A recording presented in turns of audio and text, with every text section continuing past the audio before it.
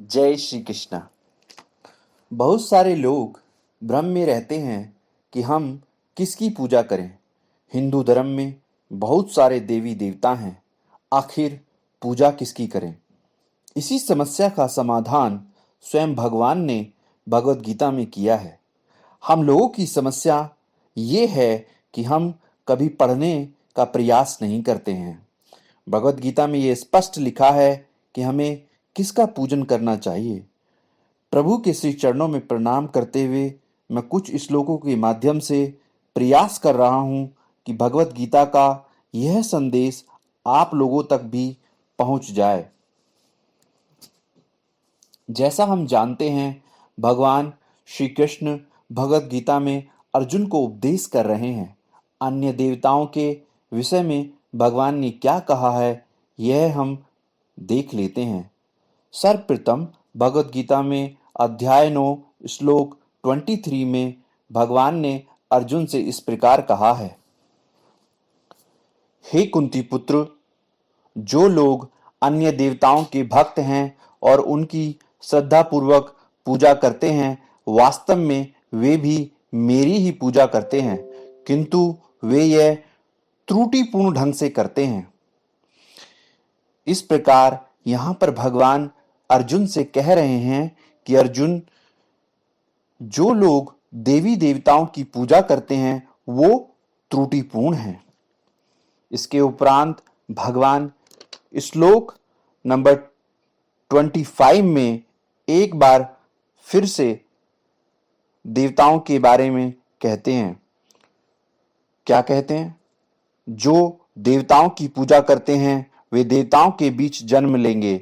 जो पितरों को पूजते हैं वे पितरों के पास जाते हैं।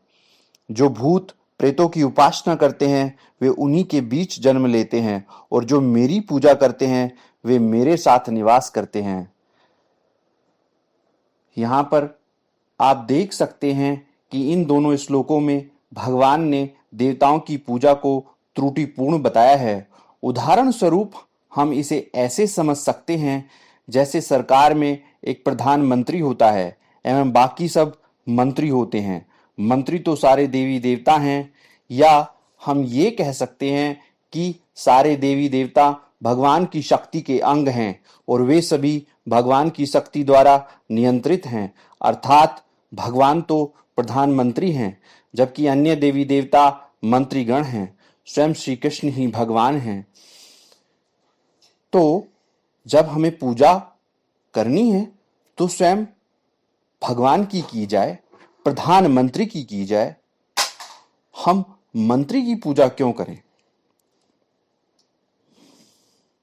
स्वयं श्री कृष्ण ही भगवान हैं और ये भगवान ने गीता में बार बार कहा है, जिसमें कुछ श्लोक यहाँ पर प्रस्तुत कर सकते हैं।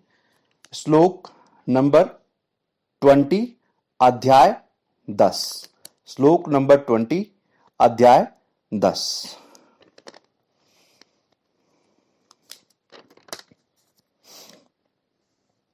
हे अर्जुन, मैं समस्त जीवों के हृदयों में स्थित परमात्मा हूं। मैं ही समस्त जीवों का आदि, मध्य तथा अंत हूं। इसके अलावा श्लोक 3 अध्याय 10 में भी भगवान ने कहा है। क्या कहा है ये हम देख लेते हैं।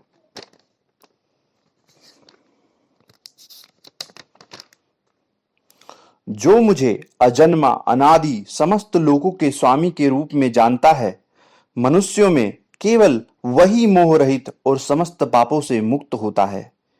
ये भगवान ने कहा है अध्याय 10 में श्लोक नंबर 3 में। यहां पर भगवान ने स्पष्ट कर दिया है कि वे ही सभी के स्वामी हैं।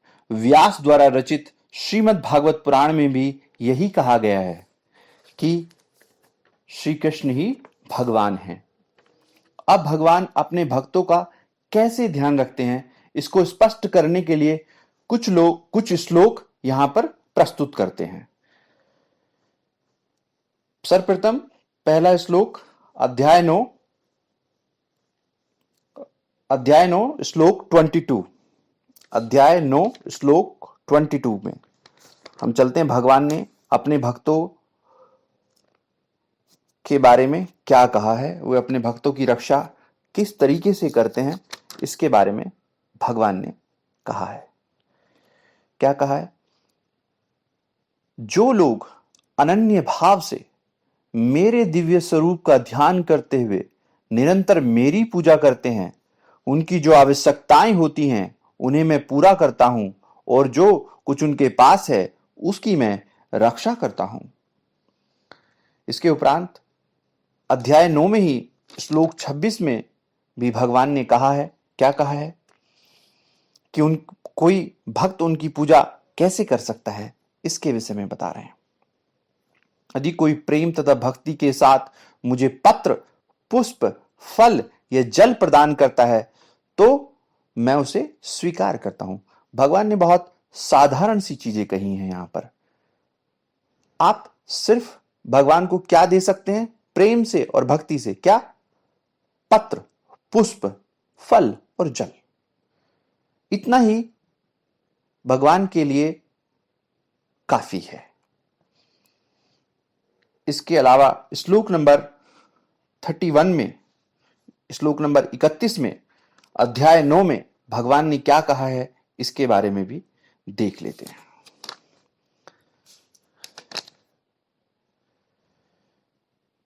मेरा भक्त तुरंत धर्मात्मा बन जाता है और स्थायी शांति को प्राप्त होता है। हे कुंती पुत्र, निडर होकर घोषणा कर दो, मेरे भक्त का कभी विनाश नहीं होता।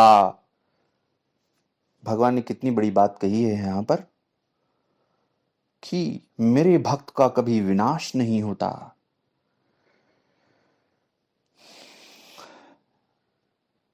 जो भगवत गीता में लिखा गया है, मैंने वही आप लोगों के लिए पढ़ा है। ये आप स्वयं भगवत गीता में देख सकते हैं। मैंने यहाँ पर आपको अध्याय और श्लोक दोनों के बारे में बताया है। फिर भी हम में से कुछ लोग भगवान का उपहास करते हैं। ऐसे लोगों के बारे में भगवान ने स्वयं कहा है। क्या कहा है भगवान ने? श्लोक 11 अध्याय 9 में मैं आप लोगों के लिए पढ़ देता हूं। श्लोक 11 अध्याय 9 में भगवान ने क्या कहा है? जब मैं मनुष्य रूप में अवतरित होता हूं तो मूर्ख मेरा उपहास करते हैं, वे मुझ परमेश्वर के दिव्य स्वभाव को नहीं जानते। इसके अलावा फिर भगवान ने अध्याय 10 में इसी विषय में और भी कुछ कहा है, उसको भी हम देख लेते हैं। अध्याय 10 श्लोक नंबर 2। अध्याय 10 श्लोक नंबर 2 क्या कहा है, ये देख लेते हैं। न तो देवतागण मेरी उत्पत्ति ऐश्वर्य को जानते हैं और न ही महर्षिगण जानते हैं, क्योंकि मैं सभी प्रकार से देवताओं और महर्षियों का भी कारण स्वरूप हूं।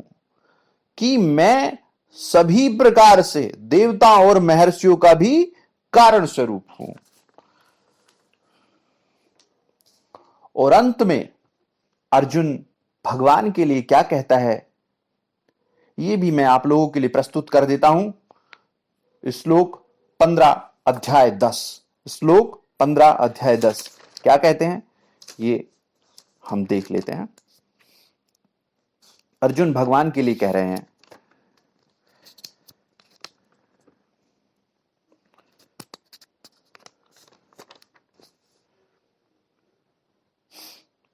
हे परम पुरुष, हे सबके उद्गम, हे समस्त प्राणियों के स्वामी, हे देवों के देव, हे ब्रह्मांड के प्रभु, निसंदेह एकमात्र आप ही अपने को अपनी अंतरंगा शक्ति से जानने वाले हैं। ये अर्जुन ने भगवान के लिए कहा है श्लोक 15 अध्याय 10 में। और मैं अपनी बात को भगवद गीता के उस श्लोक से समाप्त करता हूं जो मुझे अत्यंत प्रिय है। ये भगवान ने बिल्कुल अंत में अध्याय 18 में अर्जुन से कहा है। किस श्लोक में कहा है? श्लोक नंबर 66, या जिसको हम इंग्लिश में कह सकते हैं श्लोक नंबर 66 में भगवान ने अर्जुन से कहा है। क्या कहा है? हे अर्जुन, समस्त प्रकार के धर्मों का परित्याग कर दो और मेरी शरण में आ जाओ। मेरी शरण में आ जाओ, मैं समस्त पापों से तुम्हारा उद्धार कर दूंगा, डरो मत।